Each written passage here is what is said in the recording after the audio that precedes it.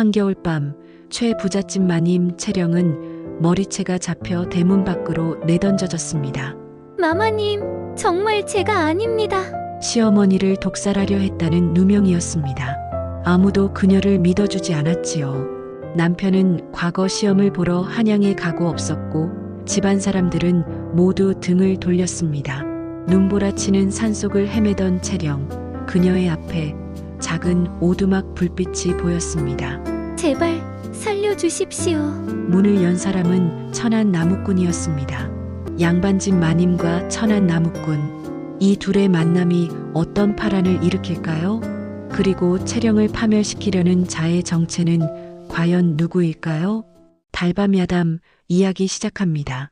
구독과 좋아요를 눌러주세요. 옛날 옛적 한양에서 3일거리 되는 곳에 풍요로운 고을이 하나 있었습니다. 그 고을에는 대대로 부를 누려온 최 부자댁이 자리하고 있었지요. 최 부자댁은 300마지기가 넘는 논밭을 거느리고 하인만 해도 20명이 넘었습니다. 대문 앞에는 늘 양반 나리들의 가마가 줄을 섰고 안채에서는 비단옷 입은 여인네들의 웃음소리가 끊이지 않았지요. 행랑채에서는 날마다 떡을 찌는 김이 피어올랐고 사랑채에서는 선비들이 모여 학문을 논하는 소리가 들렸습니다. 이 집안의 광에는 쌀이 가득했고 곳간에는 비단과 무명이 산더미처럼 쌓여 있었지요. 그런데 이 집안에는 대대로 내려오는 가훈이 하나 있었습니다. 바로 덕을 쌓고 의를 지킨다는 것이었지요. 그래서인지 최 부자댁은 흉년이 들면 마을 사람들에게 곡식을 나누어 주었고 나그네가 찾아오면 따뜻한 밥 한 끼를 대접했습니다.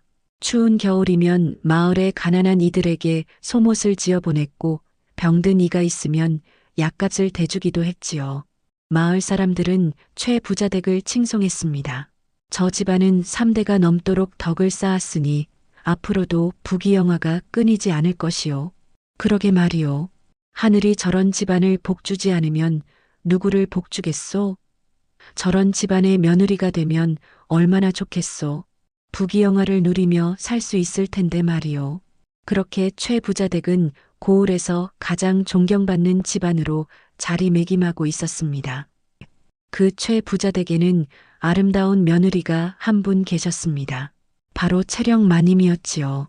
채령 마님은 한양의 명문가에서 자라나 20살 나이에 최 부잣집 도련님께 시집을 왔습니다. 첫날 밤부터 시어머니께서는 채령 마님의 손을 잡으며 말씀하셨지요. 아가, 우리 집에 온 것을 환영하느니라.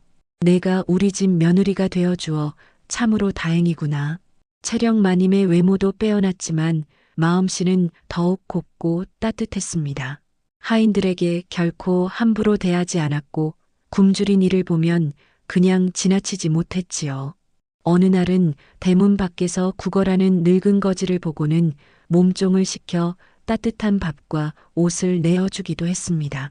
마님, 저런 더러운 거지에게 그리 좋은 옷을 주시다니요. 몸종이 아까워하자 채령 마님은 웃으며 말했지요. 우리가 가진 것을 나누는 것이 도리가 아니겠느냐. 저분도 누군가의 부모이고 자식일 것이니라. 시어머니인 노부인께서는 채령 마님을 무척이나 아꼈습니다. 우리 며느리는 하늘이 내려주신 보배로구나. 덕도 있고 효성도 지극하니 참으로 기특하구나. 채령 마님은 남편인 최서방님과도 금슬이 좋았습니다. 최서방님은 학문에 열중하여 과거 시험을 준비하고 있었고 채령 마님은 그런 남편을 뒷바라지하며 집안 살림을 꾸려나갔지요. 밤마다 최서방님이 글을 읽을 때면 채령 마님은 옆에서 차를 끓여 올렸고 추운 겨울밤이면 화로에 불을 지펴 서방님의 손이 시리지 않도록 보살폈습니다. 그러나 행복은 오래가지 못했습니다. 최서방님이 한양으로 과거 시험을 보러 떠난 지 한 달쯤 지났을 무렵이었습니다. 뜻하지 않은 재앙이 채령 마님을 덮쳤지요. 그 재앙의 중심에는 한 여인이 있었습니다. 바로 서방님의 첩인 분옥이었지요. 분옥은 원래 기생 출신으로 최서방님이 한양에서 공부하던 시절 인연을 맺어 집으로 데려온 여인이었습니다. 분옥은 겉으로는 채령 마님께 고개를 숙였지만 속으로는 본처 자리를 탐냈지요. 그녀는 날마다 거울을 보며 자신의 얼굴을 쓰다듬었습니다. 내 얼굴이 저 채령보다 못하단 말인가? 내 노래 솜씨가 저것보다 못하단 말인가? 분옥에게는 유모 박씨라는 여인이 있었습니다. 박씨는 분옥이 어릴 적부터 키워온 유모로 분옥을 친딸처럼 여겼지요. 박씨는 교활하고 강교한 성품으로 분옥이 본처가 되도록 온갖 흉계를 꾸미고 있었습니다. 어느 날 밤 둘은 몰래 만나 수군거렸습니다. 아가씨, 이대로 있어서는 안 됩니다. 저 채령이라는 것이 안주인 행세를 하는 한 아가씨께서는 평생 첩의 자리에서 벗어나지 못합니다. 그러나 유모, 채령마님은 허물이 없는 분이십니다. 노부인께서도 저분을 무척 아끼시는데 어찌 그분을 해칠 수 있겠습니까? 분옥이 주저하자 박씨는 냉소를 지었습니다. 허허, 착하기도 하시지. 세상은 착한 사람이 이기는 곳이 아니옵니다. 힘 있는 자가, 꽤 있는 자가 이기는 곳이지요. 그렇다 한들 제가 무엇을 할 수 있겠습니까? 이 늙은이에게 좋은 꾀가 있으니 걱정 마시옵소서. 다만 아가씨께서는 제가 하자는 대로만 따라주시면 됩니다. 박씨의 눈빛에는 사악한 기운이 서려 있었습니다. 달빛도 그 음흉한 계략을 두려워하는 듯 구름 뒤로 숨어버렸지요. 그날도 채령마님은 평소와 다름없이 안채에서 바느질을 하고 계셨습니다. 시어머니께 올릴 옷을 정성스레 지어드리는 중이었지요. 채령마님은 한 땀 한 땀 정성을 들여 바느질을 하며 생각했습니다. 서방님께서 과거에 급제하시면 얼마나 좋을까? 그러면 노부인 마마님께서 얼마나 기뻐하실까? 그때였습니다. 갑자기 안채로 비명소리가 들려왔습니다. 불이야, 불이야. 채령마님이 급히 밖으로 나가보니 사랑채에서 검은 연기가 피어오르고 있었습니다. 하인들이 허겁지겁 물을 길어 나르고 있었지요. 어서 물을 더 가져오너라. 사랑채에 불이 났다. 빨리 꺼야 한다. 채령마님도 치마를 걷어붙이고 물동이를 날랐습니다. 마님의 몸으로 이런 일을 하는 것은 체면이 아니었지만 급한 불을 끄는 것이 먼저였지요. 다행히 불은 크게 번지지 않고 꺼졌습니다. 그런데 문제는 그 다음이었습니다. 불이 난 사랑채를 살펴보던 노부인의 얼굴이 굳어졌습니다. 서방님께서 아끼시던 고서들이 모두 제가 되어버렸기 때문이었지요. 그 책들은 대대로 내려온 가보였는데 그것들이 한순간에 사라져버린 것입니다. 대체 어찌된 일이냐? 사랑채에는 늘 불조심을 하라 일렀거늘 어찌 이런 일이 벌어졌느냐? 노부인께서 호통을 치셨습니다. 하인들은 모두 고개를 숙이고 떨고 있었지요. 그러자 분옥이 눈물을 흘리며 나섰습니다. 마마님, 소첩이 어제 저녁 사랑채를 지나다가 이상한 광경을 목격했사옵니다. 무슨 이상한 광경을 말이냐? 노부인께서 날카롭게 물으셨습니다. 채령마님께서 사랑채에서 무언가를 하고 계셨사옵니다. 촛불을 들고 책들을 살피시는 듯 했사옵니다. 그런데 소첩이 다가가자 황급히 방을 나가시더이다. 채령마님은 깜짝 놀라 말했습니다. 그런 일은 없었습니다. 저는 어제 저녁 내내 안채에 있었습니다. 그러나 분옥은 계속해서 말을 이어갔습니다. 마마님, 소첩이 거짓을 고하겠사옵니까? 유모 박씨도 함께 보았사옵니다. 분옥의 목소리는 떨리고 있었고 눈물까지 글썽이고 있었지요. 그 모습이 얼마나 가련해 보이던지 주변의 하인들도 고개를 끄덕이는 것 같았습니다. 박씨가 앞으로 나와 고개를 조아리며 말했습니다. 마마님, 이 늙은이도 분명히 보았사옵니다. 채령마님께서 사랑채에서 나오시는 것을 말이옵니다. 거짓말입니다. 저는 정말 사랑채에 가지 않았습니다. 채령마님은 억울함에 눈물이 왈칵 쏟아졌습니다. 하지만 아무리 변명을 해도 소용이 없었지요. 노부인의 얼굴은 차갑게 굳어 있었습니다. 증인이 둘이나 있는 상황에서 채령마님의 말만 믿기는 어려웠습니다. 채령아, 내가 정말 그런 짓을 했단 말이냐? 내가 그렇게 너를 아끼고 믿었거늘 어찌 나를 이렇게 실망시키느냐? 아니옵니다, 마마님. 소부는 정말 아무것도 하지 않았사옵니다. 채령마님은 무릎을 꿇고 애원했습니다. 노부인은 깊은 한숨을 내쉬었습니다. 그리고는 냉정한 목소리로 말했지요. 아들이 돌아올 때까지 내 방에서 나오지 마라. 이 일은 아들이 돌아온 후에 결정하겠다. 채령마님은 방으로 돌아와 하염없이 눈물을 흘렸습니다. 자신이 무슨 잘못을 했단 말인지, 도대체 무엇이 어떻게 된 것인지 알 수가 없었지요. 며칠이 지났습니다. 채령마님은 방 안에 갇혀 지내며 끼니조차 제대로 먹지 못했습니다. 몸종이 가져다 주는 밥을 보아도 목구멍으로 넘어가지 않았지요. 그러던 어느 날 더욱 끔찍한 일이 벌어졌습니다. 노부인께서 갑자기 쓰러지신 것입니다. 의원을 불러 진맥을 해보니 노부인께서 드신 약에 독이 섞여 있었다고 했습니다. 이것은 필시 누군가 일부러 섞어 넣은 것이옵니다. 독초의 기운이 느껴지옵니다. 의원의 말에 집안이 발칵 뒤집혔습니다. 누가 감히 노부인 마마님을 해치려 했단 말이냐? 이는 영모나 다름없는 짓이다. 그리고 모든 의심의 눈초리가 채령마님에게 향했지요. 노부인의 약을 달여올린 사람이 바로 채령마님이었기 때문입니다. 채령마님께서 약을 달이셨으니 분명 마님께서 독을 넣으신 것이 아니겠습니까? 하인들의 수군거림이 채령마님의 귀에 들려왔습니다. 채령마님은 기가 막혔지요. 아니옵니다. 저는 그저 평소처럼 약을 달였을 뿐이옵니다. 노부인 마마님께 그런 짓을 할 리가 없습니다. 그러나 아무도 채령마님의 말을 믿지 않았습니다. 더욱이 분옥이 또다시 나서서 말했지요. 마마님, 소첩이 며칠 전 채령마님의 방에서 수상한 약재를 보았사옵니다. 그것이 혹시 독초가 아닌지 의심스러웠사옵니다. 하지만 소첩이 감히 마님을 의심할 수 없어 말씀드리지 못했사옵니다. 그것 보아라. 역시 저것의 짓이었구나. 하인들이 수군거렸습니다.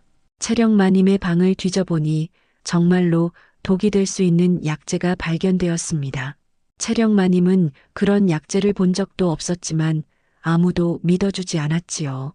결국 노부인께서 깨어나신 후 냉정한 판결을 내리셨습니다. 채령아, 너는 이 집에서 나가거라. 며느리의 도리를 저버리고 시어미를 해치려 한 죄는 용서할 수 없느니라. 마마님, 소부는 정말 아무것도 하지 않았사옵니다. 하늘의 맹세코, 저는 결백하옵니다. 채령마님은 무릎을 꿇고 애원했지만 소용이 없었습니다. 당장 나가지 못하겠느냐? 내 눈앞에서 사라지거라. 노부인의 목소리는 차갑기만 했습니다. 채령마님은 그렇게 최부잣집에서 쫓겨나고 말았습니다. 친정도 멀리 한양에 있어 돌아갈 수도 없었고 몸 하나만 간신히 건진 채 집 밖으로 내몰린 것이지요. 대문을 나서는 채령마님을 보며 하인들은 수군거렸습니다. 저런 독부가 우리 집에 있었다니 끔찍하구먼. 겉으로는 착한 척하더니 속은 시커먼 것이었군. 채령마님은 그 말들을 들으며 눈물을 흘렸지만 아무 말도 할 수 없었습니다. 한겨울의 매서운 바람이 채령마님의 뺨을 때렸습니다. 눈발이 날리는 가운데 채령마님은 힘없이 걸음을 옮겼습니다. 가야 할 곳도 없었고 의지할 사람도 없었지요. 그저 발이 이끄는 대로 걸을 뿐이었습니다. 대체 무슨 일이 일어난 것일까? 왜 하루아침에 이런 일이 벌어진 것일까? 채령, 마님은 억울함과 슬픔에 가슴이 찢어지는 듯 했습니다. 분명 누군가 자신을 모함한 것이 틀림없었지요. 그러나 그것이 누구인지 왜 그런 짓을 한 것인지 알 수 없었습니다. 분홍? 설마 그녀가? 아니야, 그녀는 늘 나에게 공손했는데. 채령마님은 고개를 저었습니다. 하지만 마음 한편으로는 의심이 들기 시작했지요. 서방님께서 돌아오시면 분명 진실을 밝혀주실 것이다. 그때까지 버텨야 한다.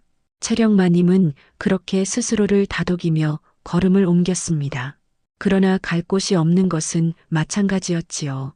해가 지고 어둠이 깔렸습니다.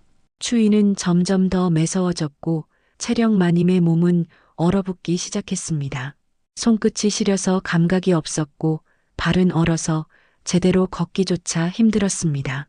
이러다가는 얼어 죽겠구나. 이렇게 억울하게 죽는단 말인가. 눈물이 뺨을 타고 흘러내렸고 그 눈물마저 차가운 바람에 얼어붙는 듯 했습니다. 그때였습니다. 저 멀리 희미한 불빛이 보였습니다. 채령마님은 마지막 힘을 내어 그 불빛을 향해 걸어갔지요. 발이 눈 속에 빠지고 넘어지기를 여러 번 했지만 채령마님은 포기하지 않았습니다.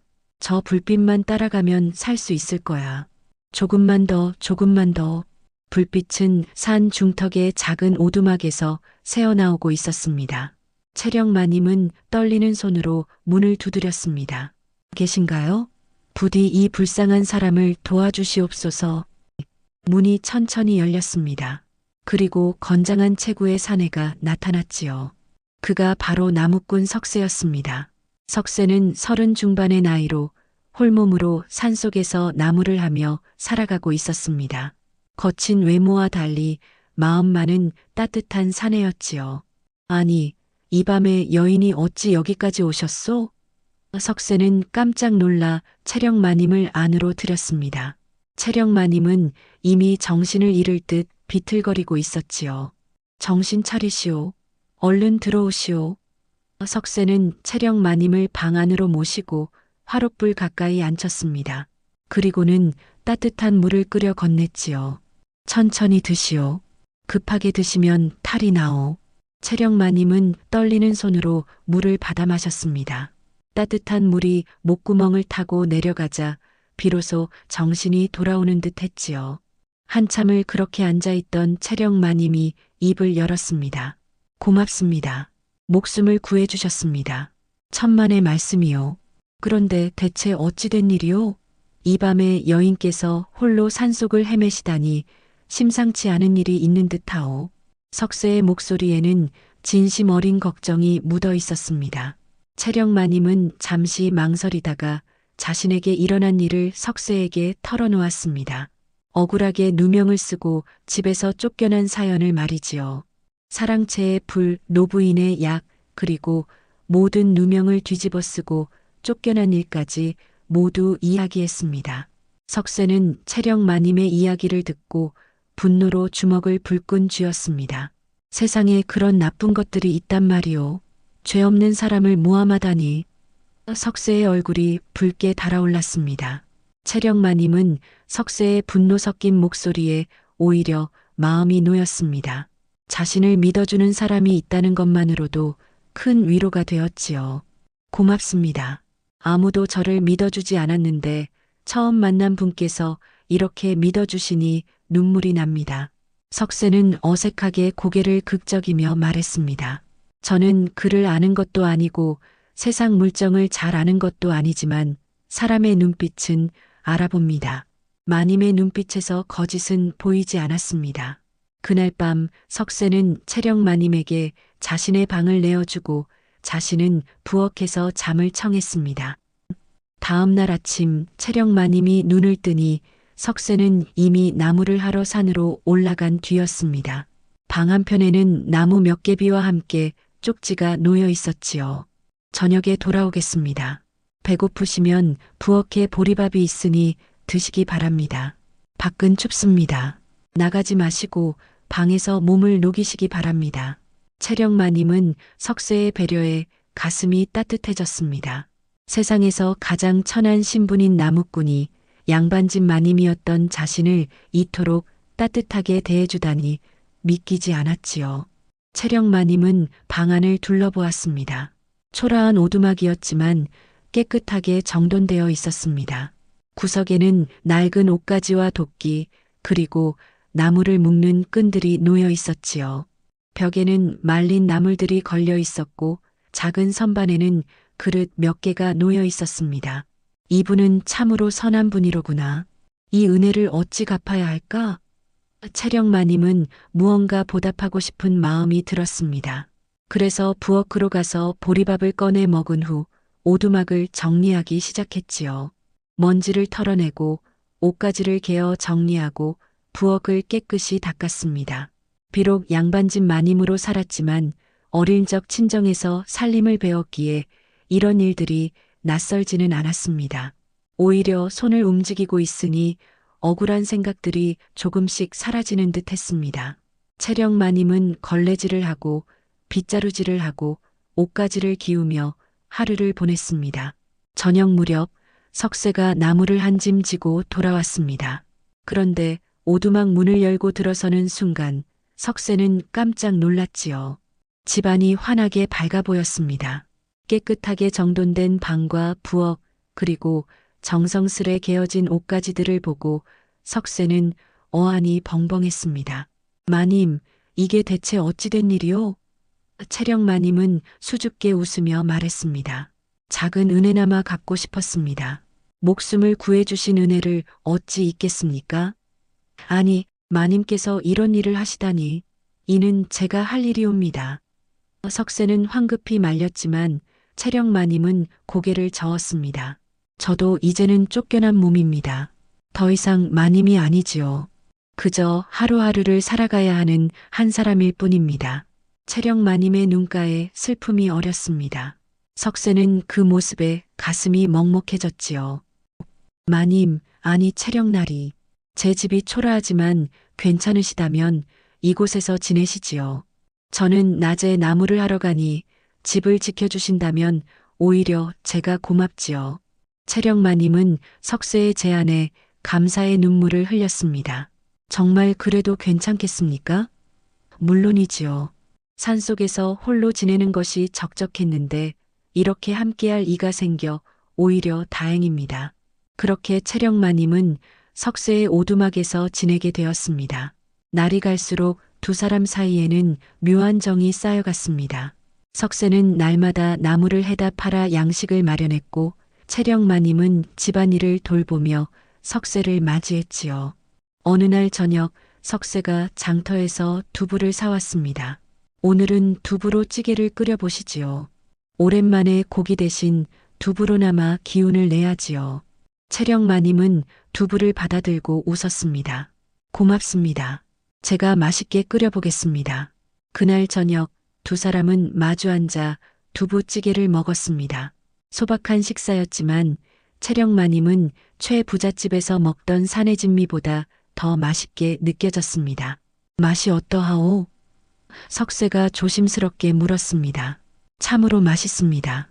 이렇게 맛있는 두부찌개는 처음입니다. 채령 마님의 말에 석쇠는 환하게 웃었습니다. 그 웃음이 얼마나 순수하고 따뜻한지 채령 마님은 마음 한편이 따뜻해지는 것을 느꼈습니다. 며칠이 더 지났습니다. 어느 날 아침 채령 마님이 빨래를 하고 있는데 석쇠가 다가왔습니다. 채령나리, 제가 도와드리겠습니다. 아닙니다. 이 정도는 제가 할 수 있습니다. 하지만 물이 차가운데 손이 트시겠습니다. 석쇠는 채령 마님의 손을 살펴보았습니다. 고운 양반집 마님의 손이 거칠어지고 있었지요. 석쇠는 마음이 아팠습니다. 제가 장에 가서 손에 바를 기름을 사오겠습니다. 아닙니다. 그럴 필요 없습니다. 아닙니다. 채령나리의 손을 이대로 둘 수는 없습니다. 석쇠는 고집스럽게 말했고 그날 저녁 정말로 손에 바를 기름을 사왔습니다. 채령 마님은 그 작은 배려에 또다시 눈물을 흘렸습니다. 어느 날 석쇠가 장에 다녀오며 놀라운 소식을 전해 들었습니다. 채령나리, 큰일이옵니다. 석쇠의 급한 목소리에 채령 마님이 놀라 물었습니다. 무슨 일이십니까? 최 부잣집에서 채령 마님을 찾는 방이 붙었다고 합니다. 그런데 그 내용인즉 마님께서 집안의 보물을 훔쳐 달아났다는 것이옵니다. 채령 마님은 기가 막혔습니다. 누명도 이런 누명이 없었지요. 말도 안 됩니다. 저는 아무것도 가지고 나오지 않았습니다. 저도 그렇게 알고 있습니다. 하지만 최 부잣집에서는 마님을 잡는 자에게 큰 상을 내리겠다고 했습니다. 은자 50냥이라고 하더이다. 마님께서 이곳에 계시다는 것이 알려지면 큰일이옵니다. 채령 마님은 두려움에 몸을 떨었습니다. 이미 집에서 쫓겨난 것도 억울한데 이제는 도둑으로까지 몰리다니 기가 막혔지요. 대체 누가 이런 짓을 하는 것입니까? 석쇠는 주먹을 불끈 쥐며 말했습니다. 분명 마님을 모함한 그 첩과 유모에 지질 것입니다. 마님을 완전히 망치려는 것이지요. 마님을 집에서 쫓아내는 것으로는 부족했던 모양입니다. 채령 마님은 절망감에 빠졌습니다. 이러다가는 정말로 잡혀가서 관가에 끌려갈 수도 있었지요. 도둑의 죄는 매우 무거웠습니다. 심하면 곤장을 맞거나 귀양을 갈 수도 있었지요. 제가 이곳을 떠나야겠습니다. 더 이상 은인께 피해를 끼칠 수 없습니다. 채령 마님이 일어서려 하자 석쇠가 그녀를 막아섰습니다. 안 됩니다. 이 추운 겨울에 어디로 가시겠습니까? 이곳은 깊은 산속이라 아무도 찾아오지 않습니다. 제가 마님을 지켜드리겠습니다. 하지만도 없습니다. 제가 마님을 지키겠다고 했습니다. 설령 최 부잣집 사람들이 찾아온다 해도 제가 막아내겠습니다. 석쇠의 눈빛에는 굳은 결의가 서려 있었습니다. 채령 마님은 석쇠의 말에 눈물이 왈칵 쏟아졌습니다.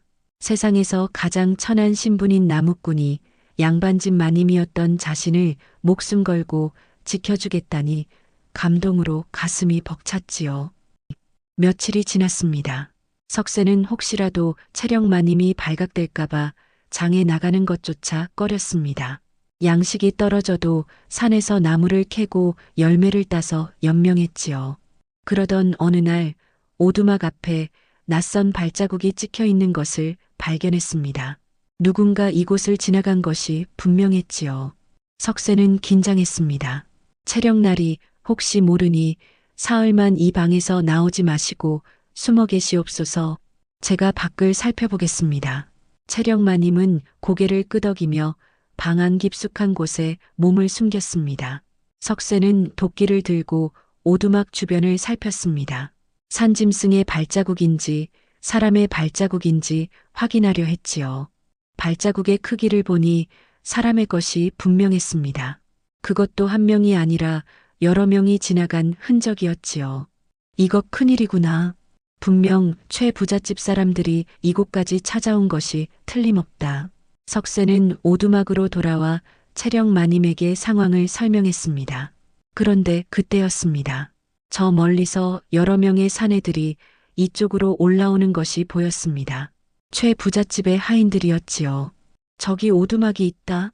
혹시 그 도둑년이 숨어 있는 것 아니냐? 가서 확인해 보자. 은자 50냥을 놓칠 수는 없지. 석쇠는 재빨리 오두막으로 돌아와 채령 마님에게 속삭였습니다. 최 부잣집 하인들이 올라오고 있습니다. 절대 소리 내지 마시고 숨어 계시옵소서. 채령 마님은 두려움에 떨며 고개를 끄덕였습니다. 곧 하인들이 오두막 앞에 도착했습니다. 이봐라, 나무꾼. 혹시 이 근처에서 여인을 보지 못했는가? 석쇠는 태연하게 대답했습니다. 여인이라뇨? 이 깊은 산속에 무슨 여인이 있겠습니까? 저 혼자 살고 있을 뿐입니다. 그런가? 그렇다면 집안을 보여주게. 우리가 직접 확인해야겠다. 하인들이 오두막 안으로 들어서려 하자 석쇠가 앞을 막아섰습니다. 잠깐만 기다리시오. 집안이 지저분하오. 제가 먼저 정리를 좀 하고. 무슨 소리냐? 당장 비키지 못하겠나? 하인 하나가 석쇠를 밀치려 했습니다. 석쇠는 하인들을 막아서며 천천히 시간을 끌었습니다. 그 사이 채령마님은 방 구석의 나무더미 뒤에 몸을 숨겼지요. 여보게들, 그렇게 급하게 굴 것 없지 않소? 제가 집안을 보여드리면 되지 않겠소? 석쇠는 일부러 느릿느릿 문을 열었습니다. 하인들이 방 안을 살폈지만 다행히 채령마님을 발견하지 못했습니다. 나무더미가 워낙 크고 많아서 그 뒤에 사람이 숨어 있으리라고는 생각하지 못한 것이지요. 정말 아무도 없군. 헛걸음한 것 같구먼. 이 근처 다른 오두막은 없는가? 하인들이 물었습니다. 이 산에는 제 오두막밖에 없습니다. 다른 곳을 찾아보시지요. 그럼 다른 곳을 찾아보자. 하인들이 떠나자 석쇠는 안도의 한숨을 내쉬었습니다. 채령마님도 나무더미 뒤에서 나오며 떨리는 목소리로 말했습니다. 고맙습니다. 또 한 번 목숨을 구해주셨습니다. 석세는 채령마님의 창백한 얼굴을 보며 가슴이 아팠습니다. 채령나리, 이제는 정말 조심하셔야 합니다. 앞으로는 더욱 깊이 숨어 지내셔야 할 것 같습니다. 그날 밤 두 사람은 화롯불 앞에 마주 앉았습니다. 밖에서는 매서운 바람이 불어왔고 눈발이 창문을 두드렸지요. 채령마님은 석세를 바라보며 조용히 말했습니다. 석세나리, 제가 평생 잊지 못할 은혜를 입었습니다. 이 은혜를 어찌 갚아야 할지 모르겠습니다. 석세는 어색하게 고개를 저었습니다. 은혜라뇨. 저는 그저 해야 할 일을 했을 뿐입니다. 아닙니다. 세상 사람들은 모두 저를 외면했지만 나리께서는 저를 믿어주시고 지켜주셨습니다. 이것이 은혜가 아니고 무엇이겠습니까? 채령마님의 눈가에 눈물이 맺혔습니다. 석세는 그 눈물을 보며 가슴이 뛰었지요. 석세는 채령마님과 함께 지내는 동안 자신의 마음속에 이상한 감정이 싹트고 있음을 느꼈습니다. 처음에는 그저 불쌍한 사람을 도와주고 싶은 마음이었지만 이제는 그 이상의 감정이었지요. 채령마님의 웃음소리를 듣고 싶었고 그녀의 목소리가 그리웠습니다. 채령마님도 마찬가지였습니다. 석세의 투박하지만 따뜻한 마음에 점점 마음이 기울고 있었습니다. 봄이 오고 눈이 녹기 시작했습니다. 채령마님과 석세는 산속에서 조용히 지내며 서로에 대한 감정을 키워갔지요. 그러던 어느 날 석세가 장에 나갔다가 놀라운 소식을 듣고 돌아왔습니다. 채령날이 최서방님께서 과거에 급제하여 돌아오셨다고 합니다. 채령마님은 깜짝 놀랐습니다. 남편이 돌아왔다니 이제야말로 진실을 밝힐 수 있는 기회였지요. 정말입니까? 그렇다면 서방님께서 제 누명을 풀어주실 수 있을 것입니다. 그러나 석세의 표정은 어두웠습니다. 그런데 말입니다. 서방님께서는 마님을 찾으려 하지 않으신다고 합니다. 오히려 첩인 분옥을 본처로 삼으셨다고 하더이다. 채령마님은 그 말에 충격을 받아 주저앉았습니다. 그럴 리가 없습니다. 서방님께서는 저를 사랑하셨는데 그것뿐만이 아닙니다. 더 놀라운 소식이 있습니다. 석세는 조심스럽게 말을 이었습니다. 장터에서 한 늙은 노파를 만났는데 그 노파가 최 부잣집에서 일했던 옛 하인이었습니다. 그 노파가 저에게 귀띔해 주기를 분옥과 유모 박씨가 꾸민 음모였다고 하더이다. 채령마님은 분노로 온몸이 떨렸습니다. 역시 그들의 짓이었군요. 노파의 말인즉 분옥이 처음부터 본처 자리를 노렸다고 합니다. 그래서 유모 박씨와 함께 치밀하게 계획을 짰다고 하더이다. 사랑채의 불도 그들이 낸 것이고 노부인의 약에 독을 넣은 것도 그들이었다고 합니다. 그렇다면 증거가 있습니까? 채령마님이 다급하게 물었습니다. 노파는 모든 것을 보았다고 합니다. 하지만 두려워서 말하지 못했다고 하더이다. 분옥이 자신까지 해칠까봐 도망쳤다고 하지요. 노파는 그날 밤 분옥과 유모 박씨가 사랑채로 몰래 가는 것을 보았다고 합니다. 그들은 기름병을 들고 있었다고 하더이다. 채령마님은 생각에 잠겼습니다. 이제 진실을 밝힐 기회가 온 것이지요. 그 노파는 어디 계십니까? 산 아래 작은 암자에 숨어 지낸다고 합니다. 제가 노파를 설득해서 증언하도록 해보겠습니다. 채령마님은 석세의 손을 꼭 잡았습니다. 고맙습니다. 이번에는 반드시 진실을 밝혀야 합니다. 석세는 며칠에 걸쳐 노파를 설득했습니다. 처음에 노파는 두려움에 떨며 거절했지만 석세의 간곡한 설득에 마음을 열었지요. 노파님, 죄 없는 사람이 고통받고 있습니다. 그분을 도와주셔야 합니다. 하지만 내가 나서면 분옥마님이 나를 죽일 것이요. 노파는 두려움에 떨었습니다. 제가 노파님을 지켜드리겠습니다. 그리고 진실이 밝혀지면 분옥은 벌을 받을 것입니다. 더 이상 노파님을 해칠 수 없을 것입니다. 석세의 간곡한 설득에 노파는 마침내 고개를 끄덕였습니다. 알겠습니다. 더 이상 침묵할 수 없습니다. 죄 없는 사람이 고통받는 것을 보고만 있을 수 없지요. 내가 본 것을 모두 말하겠습니다. 노파는 석쇠와 함께 오두막으로 왔습니다. 채령 마님을 보자 노파는 눈물을 흘리며 절을 했지요. 마님 용서하십시오. 제가 진작 나서지 못해 마님께서 이런 고생을 하셨습니다. 아닙니다. 이제라도 진실을 밝혀주시려 하니 고맙습니다. 노파는 그날 밤 자신이 본 모든 것을 이야기했습니다. 그날 밤 저는 분홍 마님과 유모 박씨가 사랑채로 가는 것을 보았습니다. 그들은 몰래 기름을 뿌리고 불을 지르더이다. 그리고는 채령 마님께서 그곳에 있었다고 거짓으로 증언했지요. 저는 그 광경을 숨어서 지켜보았습니다. 노부인의 약은 어떻게 되었습니까? 채령 마님이 물었습니다. 유모 박씨가 채령 마님께서 달인 약에 몰래 독초를 섞었습니다.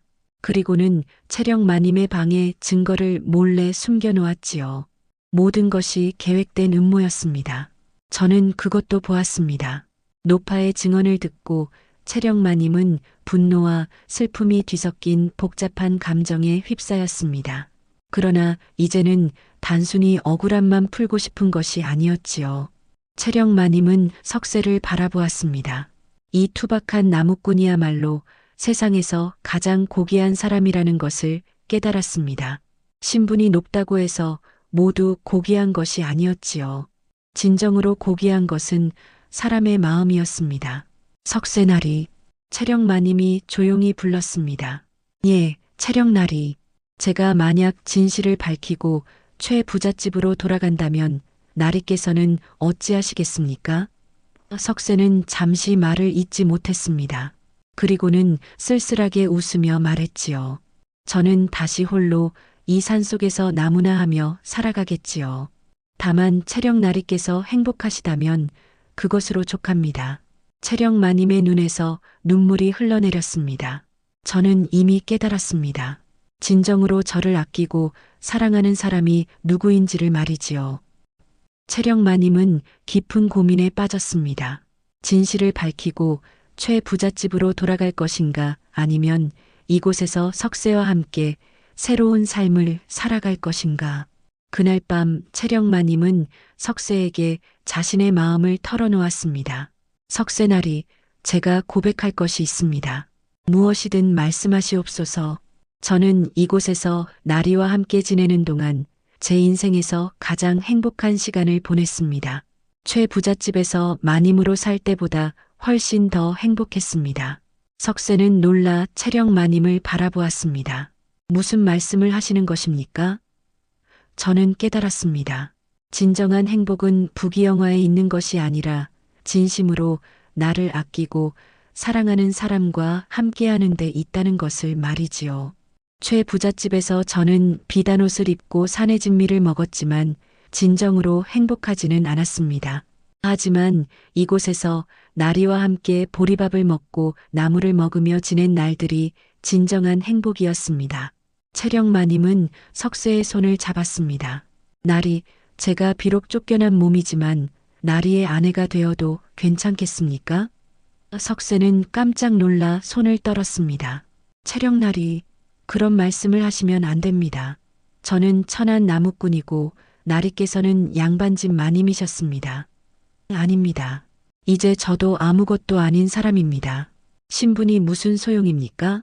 제 마음이 가는 곳이 제 집이고 제 마음이 머무는 곳이 제 자리입니다. 나리와 함께라면 이 작은 오두막이 저에게는 궁궐보다 더 좋습니다. 석쇠의 눈에 눈물이 고였습니다. 정말 제 같은 사람과 함께 하시겠습니까? 저는 가진 것도 없고 배운 것도 없습니다. 다만 나무를 해서 하루하루를 겨우 살아가는 천한 몸입니다. 당신은 천하지 않습니다. 세상에서 가장 고귀한 마음을 가지셨습니다. 저를 믿어주시고 지켜주시고 사랑해주셨습니다. 이것보다 더 고귀한 것이 어디 있겠습니까? 석쇠는 채령마님을 꼭 껴안았습니다. 두 사람은 그렇게 서로의 온기를 느끼며 눈물을 흘렸지요. 그러나 채령마님에게는 아직 해야 할 일이 남아 있었습니다. 바로 진실을 밝히고 분옥과 유모 박씨의 죄를 밝혀내는 것이었지요. 석쇠나리, 제가 최 부잣집에 가서 진실을 밝히겠습니다. 하지만 그것이 끝나면 다시 이곳으로 돌아오겠습니다. 나리 곁으로 말이지요. 며칠 후 채령 마님은 석쇠, 노파와 함께 최 부잣집으로 향했습니다. 대문 앞에 도착하자 하인들이 깜짝 놀라며 소리쳤습니다. 저기 도둑년이 나타났다. 빨리 잡아라. 은자 50냥이다. 하인들이 달려들려 하자 석쇠가 앞을 막아섰습니다. 잠깐, 채령 마님께서는 도둑이 아니시다. 진실을 밝히러 오신 것이다. 석쇠의 목소리는 우렁찼고 그 기세에 하인들이 잠시 주춤했습니다. 그 소란에 최서방님과 노부인께서 나오셨습니다. 그리고 분옥과 유모 박씨도 함께 나왔지요. 채령 마님은 남편인 최서방님을 보았습니다. 그러나 서방님의 눈빛은 차갑기만 했지요. 채령, 내가 어찌 이곳에 나타날 수 있느냐? 도둑질을 하고도 뻔뻔하게 돌아오다니. 최서방님의 목소리에는 분노가 가득했습니다. 채령 마님은 가슴이 아팠지만 침착하게 말했습니다. 서방님, 저는 아무것도 훔치지 않았습니다. 모든 것이 음모였습니다. 무슨 헛소리냐? 증거도 있고 증인도 있는데 무슨 음모란 말이냐? 분옥이 나서며 소리쳤습니다. 서방님, 저 여자의 말을 믿지 마시옵소서. 저것은 거짓말쟁이입니다. 그때 노파가 앞으로 나섰습니다. 노부인 마마님, 마님, 서방님, 제가 모든 진실을 말씀드리겠습니다. 노파는 떨리는 목소리로 자신이 본 모든 것을 이야기했습니다. 분옥과 유모 박씨가 사랑채에 불을 지른 일, 노부인의 약에 독을 탄 일, 모든 증거를 조작한 일까지 낱낱이 밝혔지요. 그날 밤 저는 분옥마님과 유모 박씨가 기름병을 들고 사랑채로 가는 것을 보았습니다. 그들은 기름을 뿌리고 불을 지르더이다. 그리고 나서 채령 마님께서 그곳에 계셨다고 거짓으로 말했습니다. 거짓말입니다. 저 늙은이의 말을 믿지 마시옵소서. 유모 박씨가 다급하게 소리쳤지만 노부인께서는 날카로운 눈빛으로 유모 박씨를 바라보셨습니다. 박씨, 내 얼굴에 거짓이 가득하구나. 내가 정말 그런 짓을 했느냐? 노부인의 목소리는 냉정했습니다. 유모 박씨는 더 이상 버티지 못하고 무릎을 꿇었습니다. 마마님, 용서하십시오. 소인이 분옥마님을 본처로 만들고자 그런 짓을 저질렀습니다. 분옥도 결국 무릎을 꿇으며 울부짖었습니다. 서방님, 용서해 주십시오. 저는 그저 서방님 곁에 있고 싶었을 뿐입니다. 진실이 밝혀지자 최 부잣집은 발칵 뒤집혔습니다. 노부인께서는 분노로 온몸을 떨며 말씀하셨습니다. 이 몹쓸 것들, 죄 없는 며느리를 모함하고 이 집안을 어지럽히다니 당장 관가로 끌고 가 벌을 받게 하라. 분옥과 유모 박씨는 울며 용서를 빌었지만 이미 늦었습니다. 하인들이 그들을 결박하여 관가로 끌고 갔지요. 최서방님은 채령 마님 앞에 무릎을 꿇었습니다. 채령, 미안하오. 내가 당신을 믿지 못하고 의심했소. 용서해 주시오. 내가 얼마나 어리석었는지 모르오. 채령 마님은 남편을 내려다보았습니다. 한때는 사랑했던 사람이었지만 이제는 낯설기만 했지요. 서방님, 저는 이미 서방님을 용서했습니다. 하지만 더 이상 서방님의 아내로 살 수는 없습니다. 최서방님은 깜짝 놀라 채령 마님을 바라보았습니다. 무슨 말이오? 이제 진실이 밝혀졌는데 다시 이 집으로 돌아오시오. 내가 잘못했소. 다시는 당신을 의심하지 않겠소. 채령 마님은 고개를 저었습니다. 서방님께서는 저를 믿지 못하셨습니다. 제가 가장 힘들 때 저를 버리셨지요. 하지만 저를 믿어주고 지켜준 사람이 있었습니다. 채령 마님은 석쇠를 돌아보았습니다. 바로 이 나무꾼 날이었습니다. 이분은 저를 목숨 걸고 지켜주셨습니다. 신분도 재물도 없지만 이분의 마음은 그 무엇보다 고귀했습니다. 서방님께서는 저를 의심하셨지만 이분은 저를 믿어주셨습니다. 서방님께서는 저를 버리셨지만 이분은 저를 지켜주셨습니다. 노부인께서 놀라 말씀하셨습니다. 채령아, 그렇다면 너는 이 집을 떠나 그 나무꾼과 함께 하겠다는 것이냐? 예, 마마님. 그것이 제가 선택한 길입니다. 저는 이미 이 나무꾼 나리의 아내가 되기로 마음먹었습니다. 최서방님은 분노하며 소리쳤습니다. 어찌 양반집 마님이었던 내가 천한 나무꾼과 함께 한다는 것이냐? 그것은 절대 용납할 수 없다. 채령 마님은 담담하게 대답했습니다. 신분이 무엇입니까? 진정으로 고귀한 것은 사람의 마음입니다. 저는 그것을 깨달았습니다. 높은 신분을 가졌어도 저를 의심하고 버린 사람보다 천한 신분이어도 저를 믿고 지켜준 사람이 더 소중합니다. 노부인께서는 채령 마님의 말에 깊이 생각에 잠기셨습니다. 그리고는 고개를 끄덕이며 말씀하셨지요. 그래, 내 마음이 그러하다면 어쩔 수 없구나. 가거라. 다만 이것만은 받아가거라. 노부인께서는 하인에게 명하여 금과 비단을 가져오게 하셨습니다. 이것은 내가 이 집에서 고생한 대가이니라. 받아서 새로운 삶을 시작하거라. 채령마님은 노부인의 은혜에 눈물을 흘리며 절을 올렸습니다. 마마님 고맙습니다. 은혜는 평생 잊지 않겠습니다.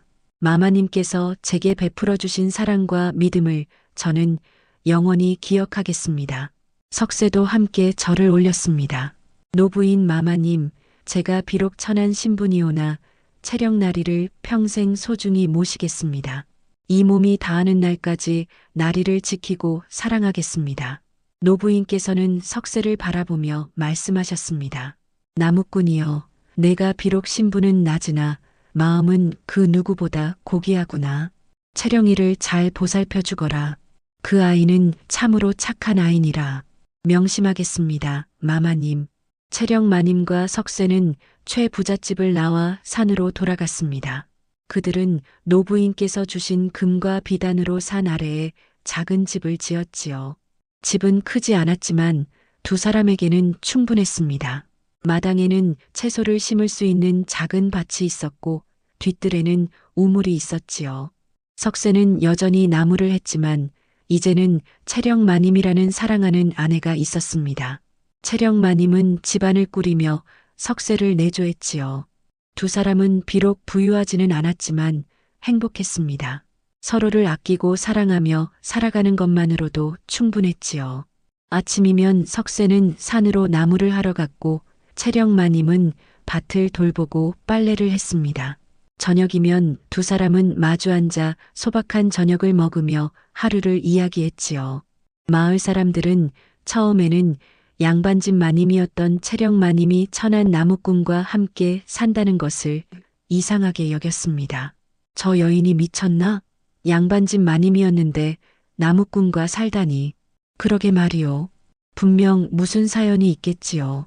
하지만 시간이 지나자 사람들은 두 사람의 사랑을 인정하게 되었지요. 두 사람이 서로를 대하는 모습을 보면 진심이 느껴졌기 때문입니다. 저 두 사람을 보면 참으로 아름답구먼. 그러게 말이요. 신분을 초월한 진정한 사랑이 저런 것이 아니겠소? 저런 사랑이야말로 진정한 사랑이지.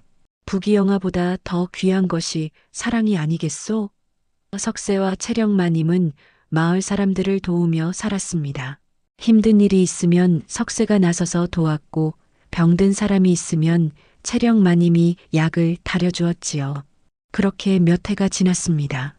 두 사람 사이에는 사랑스러운 아이들도 생겨났습니다.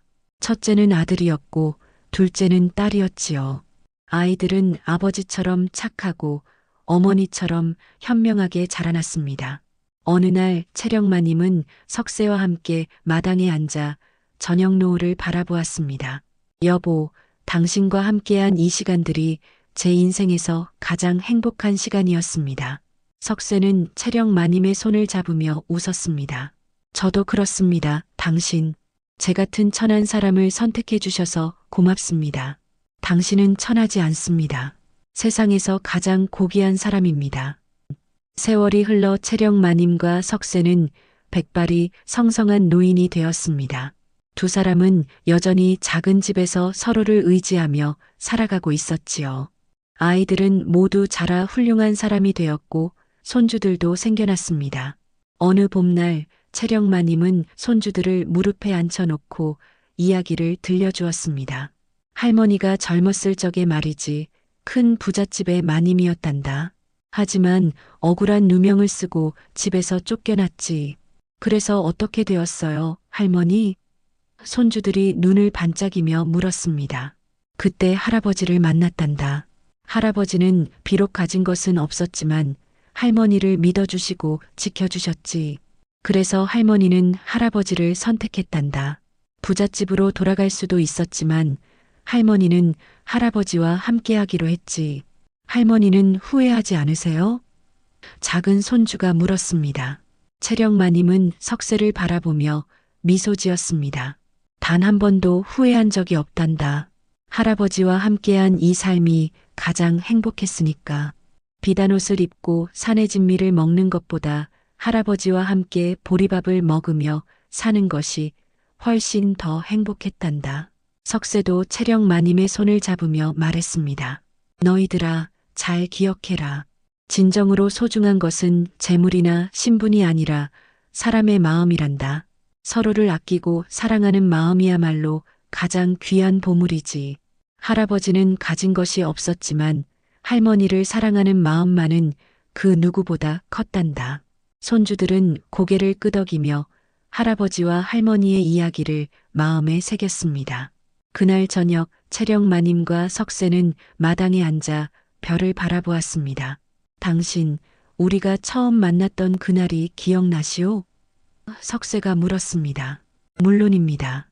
눈 내리던 그 추운 겨울밤, 당신께서 문을 열어주셨을 때 말이지요. 그날이 제 인생의 전환점이었습니다. 당신을 만나지 못했다면 저는 아마 얼어 죽었을 것입니다. 아닙니다. 오히려 제가 당신을 만나 행운이었지요. 당신 덕분에 제 삶이 얼마나 풍요로워졌는지 모릅니다. 가난한 나무꾼의 삶이었지만 당신과 함께했기에 부족함이 없었습니다. 두 사람은 서로를 바라보며 미소 지었습니다. 그들의 얼굴에는 평온함과 만족감이 가득했지요. 옛말에 이런 말이 있습니다. 진정한 부귀영화는 재물에 있는 것이 아니라 마음에 있다고 말이지요. 채령마님과 석쇠는 비록 부잣집은 아니었지만 서로를 사랑하고 아끼는 마음으로 진정한 부자가 되었습니다. 그리고 세상 사람들은 그들의 이야기를 오래도록 기억했습니다. 신분을 초월한 진정한 사랑의 이야기로 말이지요. 그리고 세상 사람들은 그들의 이야기를 오래도록 기억했습니다. 신분을 초월한 진정한 사랑의 이야기로 말이지요. 달밤 야담 이야기 마칩니다. 구독과 좋아요를 눌러주세요. 행복한 하루 보내세요. 감사합니다.